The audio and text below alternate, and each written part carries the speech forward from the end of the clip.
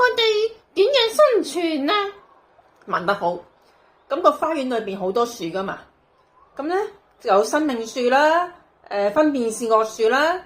咁神就同夏娃咁講啦：喂，你所有樹嘅果子都可以食，但係中間呢棵分辨善惡樹嘅果子就一定唔可以食，會死人噶。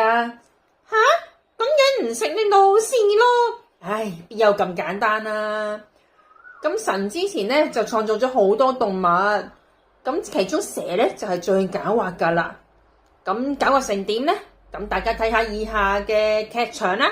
好啦，睇下先啦。好啊，我想問下你啊，上帝咧係咪唔俾你食所有樹嘅果實噶？哎呀，唔係噶，除咗嗰棵生辨善惡樹嘅果實之外，我其他果實都可以食噶。哦，上帝話食咗就會死噶喎。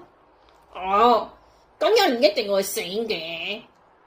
我諗，因為神知道你哋食咗嘅話，眼睛就會明亮，好似神咁可以知道善惡啊。啊，你咁講，嗰棵生辨善惡樹嘅果實好似幾靚喎。哎呀，等我摘啲嚟食先，等我哋嚟亞當食先。好啦，你摘啲嚟食啦。嗱，就係咁樣咧，夏娃就摘咗個分辨善惡樹嘅果實嚟食，佢仲俾埋亞當食添。吓，咁樣佢哋食咗有冇醒到啊？